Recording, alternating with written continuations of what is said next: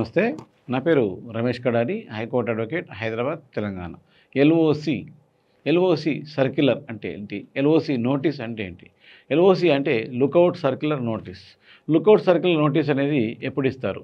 Lookout circular notice అనేది ఒక వ్యక్తి నేరం చేసి దేశాన్ని విడిచి పారిపోతున్నాడు, బ్యాంకులలో అప్పులు కట్టకుండా దేశాన్ని నుంచి పారిపోతున్నాడు, సో తీవ్రమైన కాగ్నిబుల్ అఫెన్సెస్ చేసి దేశాల నుంచి పారిపోతున్నాడు అనుకున్న సందర్భాల్లో మాత్రమే ఈ యొక్క ఎల్ఓసిని చేయడం జరుగుతుంది. సో ఎల్ఓసి అనేది లుకౌట్ సర్కిల్ అనేది మన దేశం నుంచి పారిపోతున్నప్పుడు ఎయిర్పోర్ట్లలో పట్టుకోవడం గురించి, అతని యొక్క ఎయిర్పోర్ట్లలో ఎగ్జిట్ బ్యాక్ అనే ఉద్దేశంతో మాత్రమే అక్కడి నుంచి డైరెక్ట్గా అతన్ని అరెస్ట్ చేయడం కూడా జరుగుతుంది. ఈ ఎల్ఓసి అనేది ఎప్పుడైనా ఒక వ్యక్తి నేరంలలో నిందితులైనప్పుడు అతని పైన తీవ్రమైన నేరం అనేది లేదా అతని యొక్క కేసులలో కాగ్నిటివ్ అఫెన్సెస్ ఉంది, 7 years కంటే ఎక్కువ ఉన్నాడు, అతను దేశం నుంచి పారిపోయే ప్రమాదం ఉంది, ఆ యొక్క సపోర్ట్ చేయట్లేదు, అంటే మామూలుగా ఇన్వెస్టిగేషన్ సపోర్ట్ చేయట్లేదు, అరెస్ట్కు కూడా దొరకట్లేదు అనుకునే సందర్భాలు మాత్రమే ఈ యొక్క ఎల్ఓసి నోటీస్ ఇవ్వడం జరుగుతుంది. కానీ ఎల్ఓసి నోటీస్ అనేది అందరూ ఎస్ఐ కానీ, సబ్ ఇన్స్పెక్టర్స్ కానీ, లేదా సర్కిల్ ఇన్స్పెక్టర్ కానీ ఇవ్వడం లేదు.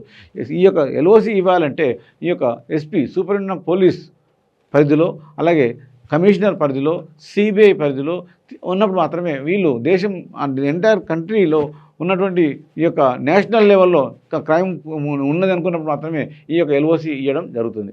సాధారణంగా కొన్ని సందర్భాలలో కొందరు యొక్క వైఫ్ను 498 కేసులలో కూడా ఎల్ఓసి ఇవ్వడం జరిగింది. ఎందుకంటే ఒక వ్యక్తి వాళ్ళ వైఫ్ వాళ్ళు కంప్లైంట్ చేసి ఇతను దేశం నుంచి పారిపోతున్నాడు, మళ్ళీ వచ్చే అవకాశం లేదు అనుకున్నప్పుడు కూడా ఎల్ఓసి డిక్లేర్ చేస్తారు. కానీ ఆ యొక్క కేసుని పరిశీలించిన తర్వాతనే ఎల్ఓసి ఇవ్వాల్సి అవసరం ఉంటుంది. కానీ చిన్న కేసులకు ఎల్ఓసి ఇవ్వడం అనేది ఉండదు. సో ఒకసారి ఎల్ఓసి ఇచ్చిన తర్వాత మనము ఈ జీవితాంతం ఎక్కడికి పోకుండా ఉండాలేనా అనుకుంటారు. కానీ ఎల్ఓసి ఇష్యూ అయిన తర్వాత కూడా మీరు మీ యొక్క జాబ్ వేరే కంట్రీలో ఉంది, లేదా అమెరికాలో ఉంది, లేదా లండన్లో ఉంది, కెనడాలో ఉంది అనుకున్నప్పుడు మీకు ఎల్ఓసి ఇష్యూ అయినప్పుడు కూడా హైకోర్టులో ఒక రిట్ పిటిషన్ వేసుకొని, పర్మిషన్ పిటిషన్ తీసుకొని మీరు జాబ్కి వెళ్ళి మళ్ళీ ఎప్పుడు తిరిగి వస్తారో అని చెప్పినప్పుడు మీకు పర్మిషన్ పిటిషన్ ద్వారా కూడా ఎల్ఓసిని వెకేట్ చేయడం జరుగుతుంది.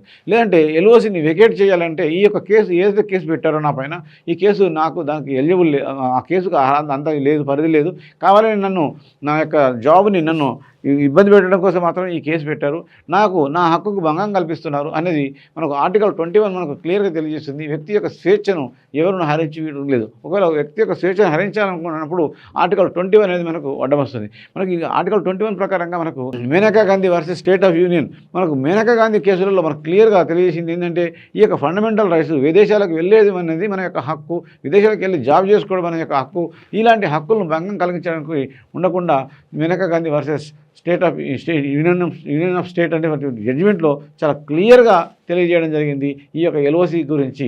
అంటే ఈ యొక్క ఎల్ఓసి ఒకవేళ అయినట్టు కాస్ట్ చేసుకోవాలనుకున్నప్పుడు మనం హైకోర్టులో ఒక అడ్వకేట్ మాట్లాడుకొని ఎల్ఓసి నా పైన ఇష్యూ అయింది, దీన్ని కాస్ట్ చేయాలి, దీనిలో ఇలాంటి నాకు ఉన్నటువంటి మెరిట్స్ ఇవి ఉన్నాయి అని మనం తెలియజేసుకున్నట్లయితే, ఎప్పుడైతే ఆ అఫెన్స్ అనేది నిజంగా సివియర్మైన అఫెన్స్ లేదు, మీరు ఇన్వెస్టిగేషన్కు కోఆపరేట్ చేస్తున్నారు, మీరు ఇన్వెస్టిగేషన్ నుంచి తప్పించుకోవాలని అనుకోవట్లేదు అనుకున్నప్పుడు ఖచ్చితంగా హైకోర్టు మీకు ఎల్ఓసిని వెకేట్ చేసిన కోసము క్వాష్ పిటిషన్ వేసినట్లయితే తప్పకుండా రిలీఫ్ వచ్చే అవకాశం ఉంటుంది. సో ఈ ఎల్ఓసి వచ్చిన తర్వాత క్వాష్ అయిపోయిన తర్వాత మీకు మళ్ళీ మీ దేశం విషయం ఎప్పుడైనా రాకుండా ఉంటుందని మీ కేసు ఎలా ఉంటుందో అదే ఉంటుంది. కానీ మీ కేసును మాత్రం కొట్టేయడం జరగదు. కానీ ఎల్ఓసి ఏంటిది, లుకౌట్ సర్కిల్ మాత్రమే క్వాష్ చేస్తారు.